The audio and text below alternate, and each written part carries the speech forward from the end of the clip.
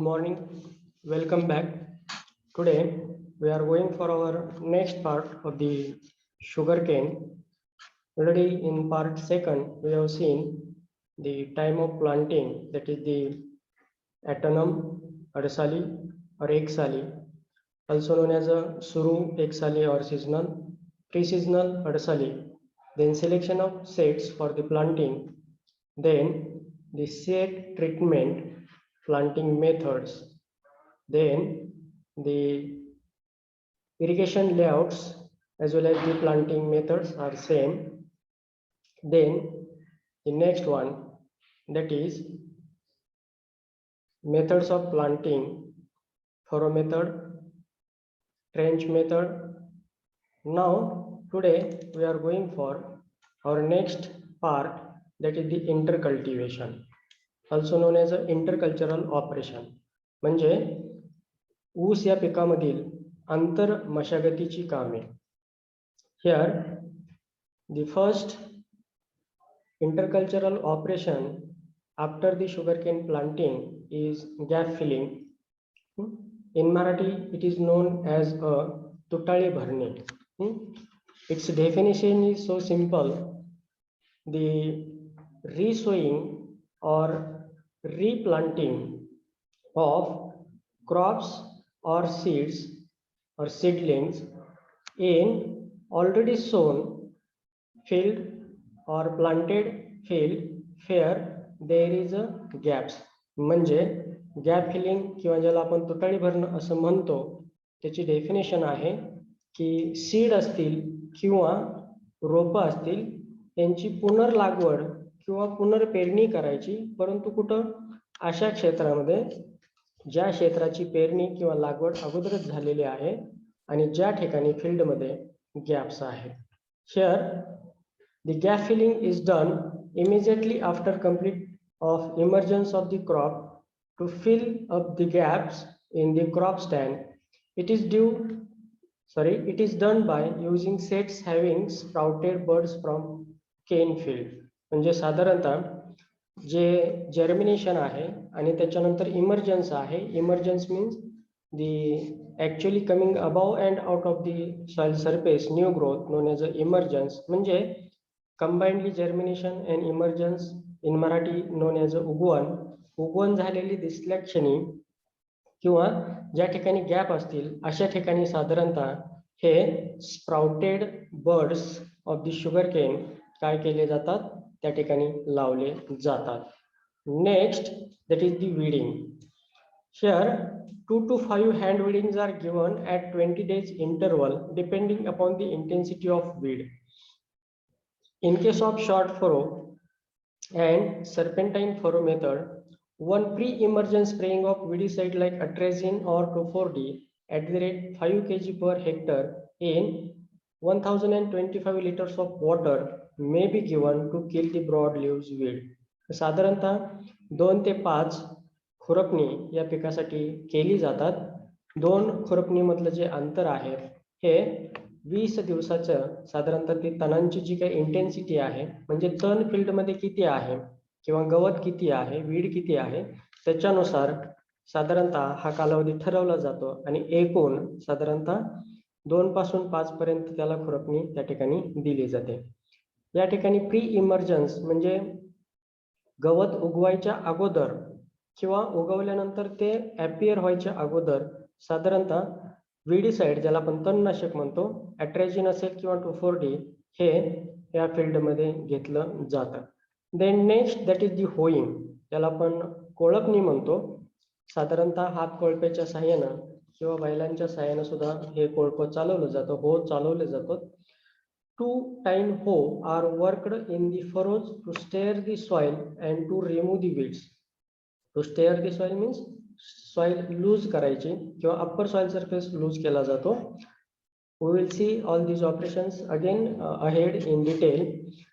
Here long furrows and contour furrows layout, such 3 to 4 hoeings are given at an interval of 1 month. म्हणजे साधारणतः after hand weeding 2 ते 5 hand weeding दिल्यानंतर किंवा 2 hand विडिंगच्या मध्ये साधारणतः जे अंतर आहे 20 दिवसाचं, त्याच्यामध्ये साधारणतः 3 ते 4 होईंज हे एका महिन्याच्या अंतरानं साधारणतः दिले जातात. मात्र याला जे कोळपं वापरलं जातं हे ब्लेड असलेलं कोळपं वापरलं जात नाही, तर त्याला फन असलेलं कोळपं त्या ठिकाणी वापरलं जातं. नेक्स्ट इंटरकल्चरल ऑपरेशन, आंतरमशागतीचं काम आहे तगरणी, ज्याला आपल्या मराठीमध्ये बाळ बांधणी, उसाची खांदणी बांधणी हे शब्द तुम्ही ऐकले असतील.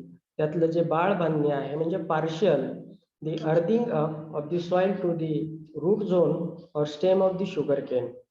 हलक्या स्वरूपाची जी माती आहे किंवा कमी स्वरूपातली माती साधारणतः पिकाच्या बुंद्याला त्या ठिकाणी लावली जाते. तगरणी is a partial hilling, hill म्हणजे थोडासा उंचवटा करणे, up to soil against crop growth in is done when the cane crop start rapid growth at the age of 3 to 4 month. साधारणतः 3 ते 4 महिन्यांनी ही हलकी किंवा बाळ बांधणी केली जाते. It is done twice at an interval of 1 month. एका महिन्याच्या अंतरानं 2 वेळा हे operation depending upon the situation of the field and situation of the crop राबवलं जातं. For loosening the soil and pruning the non functional roots. Training आणि pruning, साधारणतः जे ट्रेनिंग आहे म्हणजे आपण एखाद्या ऑर्नामेंटल प्लांटला, शोभेच्या झाडाला आकार देतो, म्हणजे त्याच्या फांद्या वगैरे आपल्याला हव्या तशा कट करून घेतो, लिव्ज कट करतो, त्याला ट्रेनिंग असं म्हटलं जातं. आणि जे प्रुनिंग आहे, प्रुनिंग म्हणजे जमिनीमधलं जे नॉन फंक्शनल रूट्स आहेत ते जर आपण कट केले तर फंक्शनल रूटची त्या ठिकाणी ग्रोथ वाढते आणि पर्यायानं functional roots if increased there is an increase in absorption of soil moisture and nutrient and thereby growth of the crop plant. म्हणजे जे नॉन वर्किंग मधले रूट्स आहेत किंवा ओल्डर रूट्स आहेत हे जर कट झाले किंवा त्याला आपण जर कट केलं तर नवीन मुळांच्या वाढीला सुरुवात होते. नवीन मुळांची वाढ झाली की साधारणतः त्या पिकांच्या ऍब्सॉर्प्शन रेटमध्ये फरक पडतो आणि पर्यायानं जास्तीत जास्त पाणी आणि जे न्यूट्रिएंट्स आहेत ते ऍब्सॉर्ब केले जातात आणि त्याचमुळं प्लांटची वाढ सुद्धा चांगली त्या ठिकाणी होते. So it is a main object of तगरणी. बाळ बांधणी या मशागतीचा हा मुख्य हेतू आहे. देन अर्थिंग अप, ज्याला आपण मराठीमध्ये भरावा देणे असं म्हणतो आणि लोकल लँग्वेजमध्ये it is known as a खणणे. बांधणी, खणणी असे त्याला नावं आहेत. Breaking of ridges and converted them into the furrow and furrows into ridges is called as earthing up in sugarcane. We can see here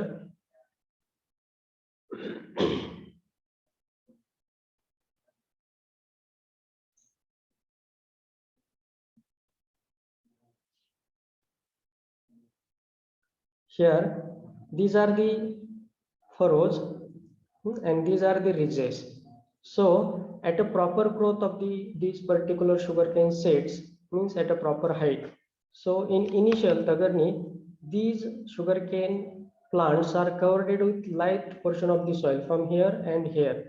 And in case of earthing up, these total ridge is converted into furrow and furrow is converted into the ridge.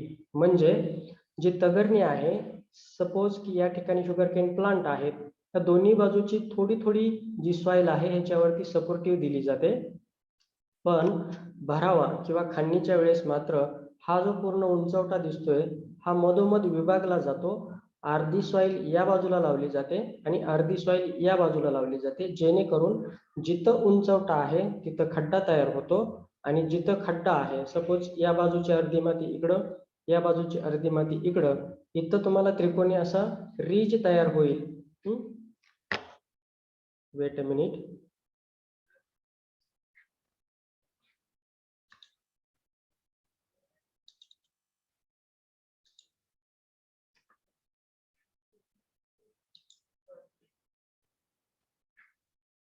So here the ridges are converted into furrows and furrows are converted into ridges. Now the next one, after the earthing up,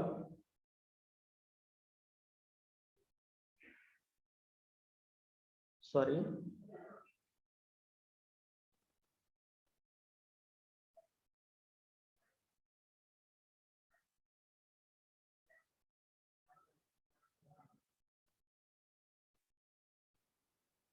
here.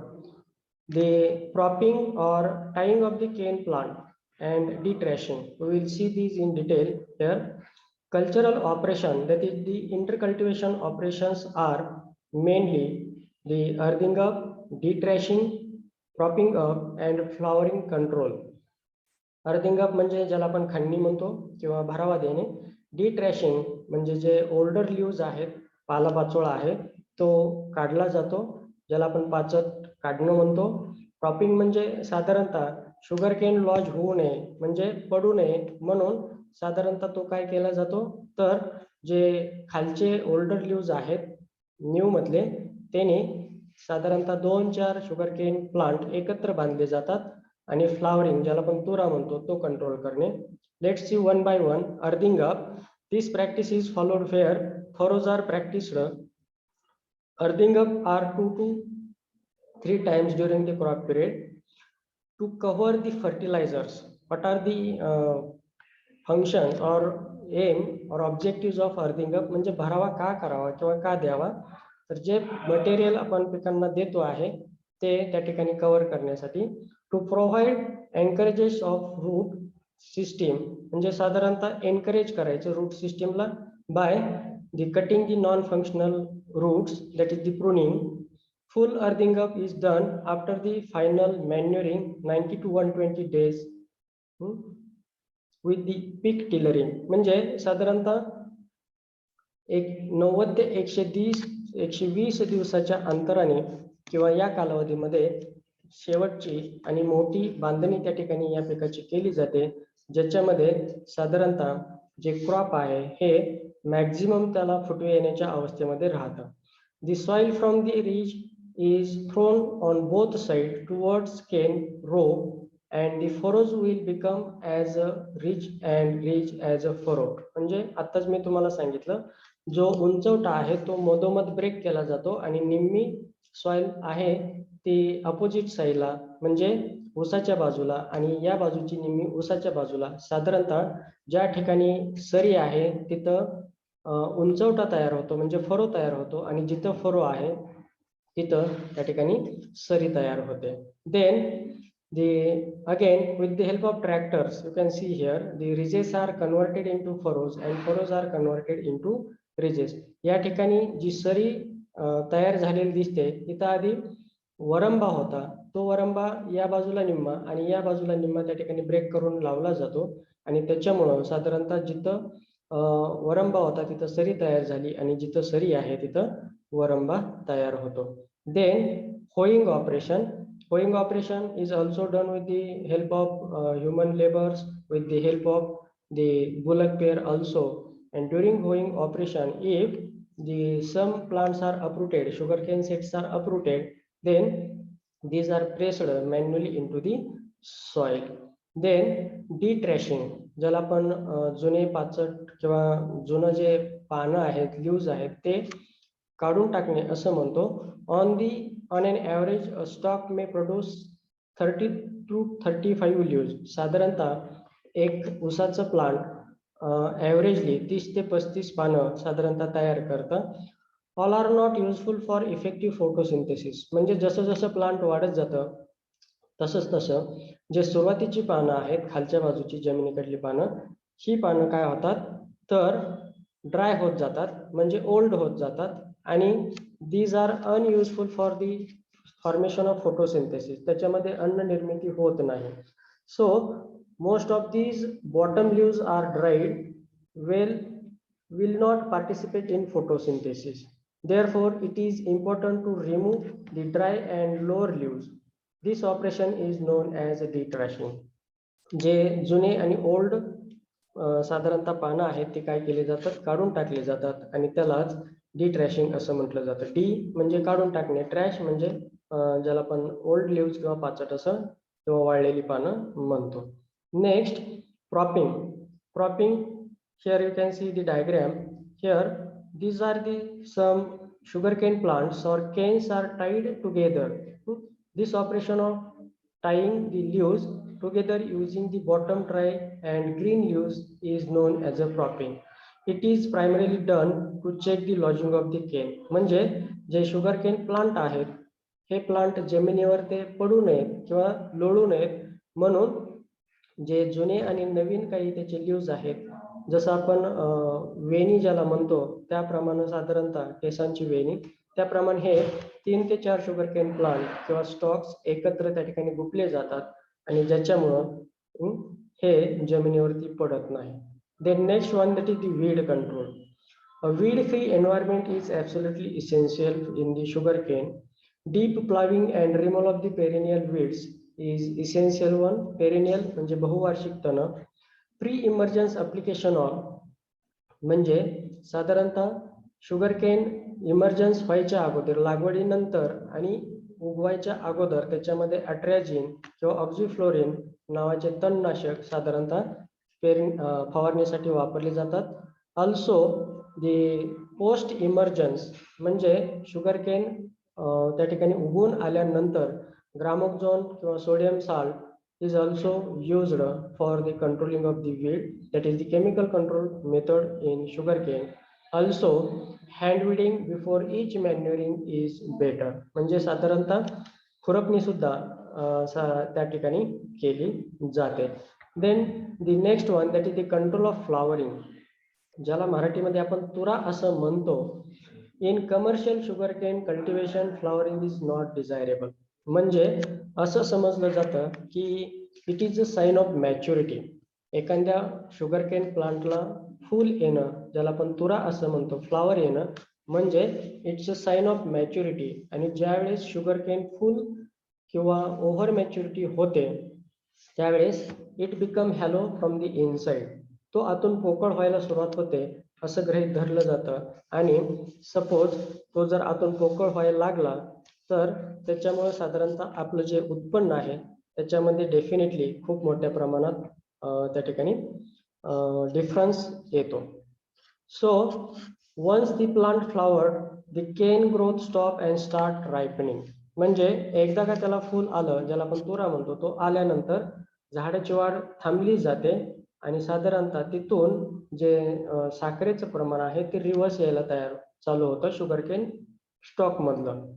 Solution म्हणजे याच्यावरती साधारणतः control of flowering साठी काय केलं जातं? Non flowering or shy flowering varieties can be used. Fair flowering is a severe problem. म्हणजे it also sometime due to the particular soil and climatic condition.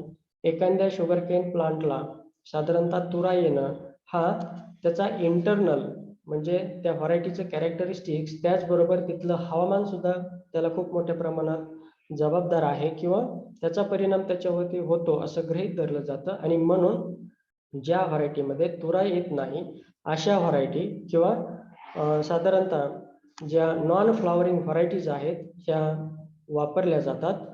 Controlled irrigation जे schedule आहे, irrigation schedule आहे, ते strictly follow केलं तरी सुद्धा त्याच्यामध्ये साधारणतः फ्लावर आरायचं थांबतं. चेंज ऑफ प्लांटिंग पिरियड साधारणतः जर definitely is a role of the weather किंवा त्या व्हरायटीमध्ये तुरा येणं हे जर प्रामुख्याने तिथल्या वेदरवरती अवलंबून असेल तर प्लांटिंग पिरियडमध्ये सुद्धा बदल करणं आवश्यक आहे किंवा केला जातो to avoid the flowering. Use of growth regulating substances म्हणजे वाढ नियंत्रित करणारी केमिकल्स त्या ठिकाणी वापरून आपण साधारणतः हे जे शुगरकेन मध्ये फ्लॉवरिंग येतात ज्याला आपण तुरा म्हणतो ते कमी करू शकतो. Now next, that is the manures and fertilizer. Already we have seen what is mean by manure and what is mean by fertilizer. Manuring is a combined term which include manure plus fertilizer. म्हणजे ज्याच्यामध्ये सेंद्रिय आणि असेंद्रिय असे दोन्ही प्रकारचे घटक येतात. Sugarcane is a long durational and heavy feeder crop. Thus manure required is very high. साधारणतः ऊसाचं पीक हे जास्त कालावधीचं आणि खादाड पीक आहे. मराठीमध्ये हेवी फीडर क्रॉप म्हणजे खादाड पीक.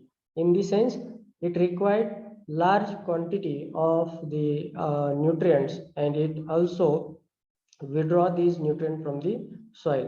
खादाड पीक या दृष्टीनं की या पिकाला साधारणतः जास्त कालावधीचं असल्यामुळं लागणारे जे काही अन्नद्रव्याचं प्रमाण आहे ते अतिशय जास्त राहतं. So The 25 to 50 tons of FYM per hectare is applied during the preparation of land. साधारणतः 25 ते 50 टन फार्म यार्ड मॅन्युअर प्रति हेक्टरी हे जमीन तयार करत असताना त्या ठिकाणी वापरलं जातं. The recommended dose of fertilizer for अडसाली, pre-seasonal and sugarcane are.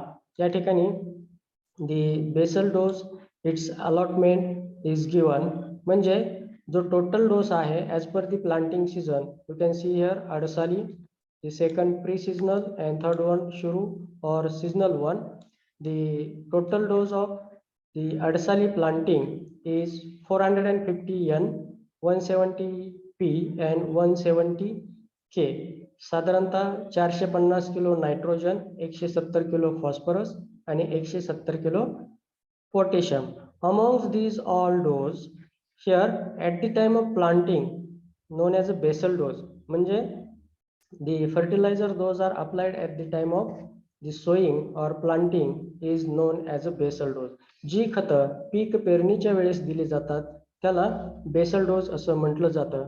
आणि 450, 170, 170 पैकी साधारणतः 10% नायट्रोजन, 50% फॉस्फरस आणि 50% पोटॅशियम हा ॲज अ बेसल डोस म्हणून दिला जातो. म्हणजे 450 किलोच्या 10% म्हणजे 45 किलो नायट्रोजन, 170 किलोच्या 50% म्हणजे 85 आणि 170 केच्या 50% म्हणजे 85 kg असा एकूण 45, 85, 85 अशा प्रकारे बेसल डोस त्या ठिकाणी दिला जातो. These remaining N is again split into the 6 to 8 weeks after 40% N.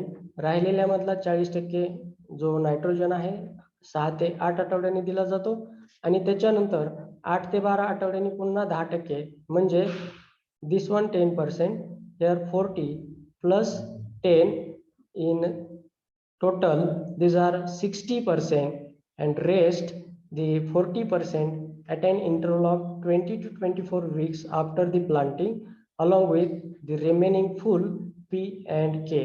म्हणजे 40% हा नायट्रोजन जो ऑलरेडी 60% 3 स्प्लिट मध्ये किंवा 3 विभागणीमध्ये दिलेला आहे आणि राहिलेला 40% हा 20 ते 24 आठवड्यांनी लागवडीच्या 20 ते 24 आठवड्यांनी म्हणजे 180 किलो N आणि फुल हाफ P आणि हाफ K त्या ठिकाणी अप्लाय केला जातो. So likewise there is allotment of the fertilisers.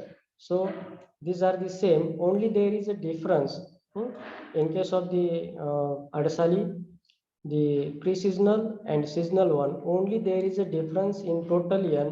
The rest allotment strategy is same, means 10%, 50-50, then 6 to 8, 40%, after the 8 to 12, 10%. So here Adasali planting required 450, 170, 70. Pre-seasonal required 350, 170, 70 आणि seasonal required 250, 125, 25. So this is about the manures and fertilizers. Okay, so rest portion we will see into the next lecture. Thank you. Have a nice day.